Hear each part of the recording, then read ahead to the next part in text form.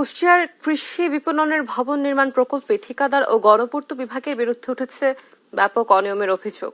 নির্মাণ কাজে ব্যবহার করা হচ্ছে নিম্নমানের ব্লক সহ উপকরণ সামগ্রী। অনেক ক্ষেত্রে আবার ব্লকের পরিবর্তে ব্যবহার করা হচ্ছে ইট। মানা হচ্ছে না কোনো নিয়ম নীতি। দায়সারাভাবে কাজ করে লুটপাট করা হচ্ছে বরাদ্দের কোটি কোটি টাকা।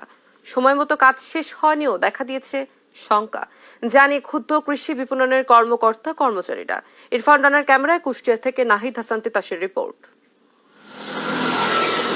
2023 সালের নভেম্বরে প্রায় 4.5 কোটি টাকা ব্যয়ে কুষ্টিয়া কৃষি বিপণন অফিসের ভবন নির্মাণের কাজ শুরু করে গণপূর্ত বিভাগ, যার কাজ পায় বাবর অ্যাসোসিয়েট নামে একটি ঠিকাদারি প্রতিষ্ঠান। যে কাজ শেষ করার কথা রয়েছে চলতি বছরের জুনে। তবে এ কাজ নিয়ে ঠিকাদার ও গণপূর্ত বিভাগের বিরুদ্ধে উঠেছে ব্যাপক অনিয়মের অভিযোগ। এ কাজে ব্লক ব্যবহারের কথা থাকলেও অনেক ক্ষেত্রেই ব্যবহার করা হচ্ছে ইট। আবার যে সকল ব্লক ও উপকরণ ব্যবহার করা হচ্ছে তাও নিম্নমানের। সময় মতো কাজ শেষ হওয়া নিয়েও দেখা দিয়েছে শঙ্কা।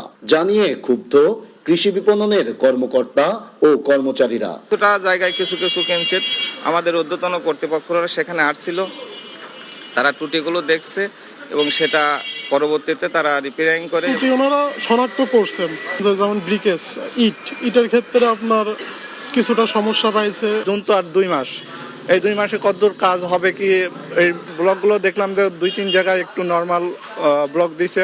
আমাদের যে টেস্ট রিপোর্ট, তারপরে যে নীতিমালা, যে বিধিমালা, যে অনুসৃত বিষয়াদি রয়ে গেছে, সেটার যদি কিঞ্চিত ভায়োলেশন হয় তো আমি থাকাকালীন ওই বিল্ডিং আমি রিসিভ করব না। তবে ভবন নির্মাণ প্রকল্পে অনিয়মের বিষয়টি মানতে নারাজ ঠিকাদারি প্রতিষ্ঠান।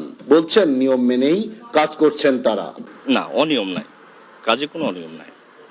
কাজে ব্লক ইট চাচ্ছে, সে ব্লক ইট দেওয়া হচ্ছে এবং ব্লক ইটটা যেখান থেকে আসছে সারা বাংলাদেশের মধ্যে 2-3টা স্পট আছে, সেখান থেকে আসছে। এটা হচ্ছে যে কিছু কিছু ইট হাতের জিনিস একটু এলোমেলো থাকতে পারে। সম্প্রতি এ ভবন নির্মাণ প্রকল্প পরিদর্শন করেছে আইএমইডির একটি পরিদর্শক দল।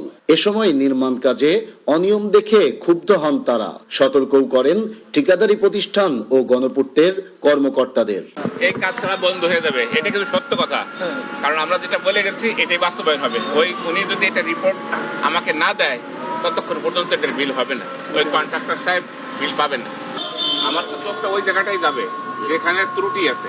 ঠিকাদারি প্রতিষ্ঠান ও গণপূর্ত বিভাগের বিরুদ্ধে কৃষি বিপণন ভবনের নির্মাণ কাজে নানা অনিয়মের অভিযোগ উঠলেও কোনো ধরনের মন্তব্য করতে রাজি নয় কুষ্টিয়া গণপূর্ত বিভাগের নির্বাহী প্রকৌশলী নুরুজ্জামান হোসেন জাহির।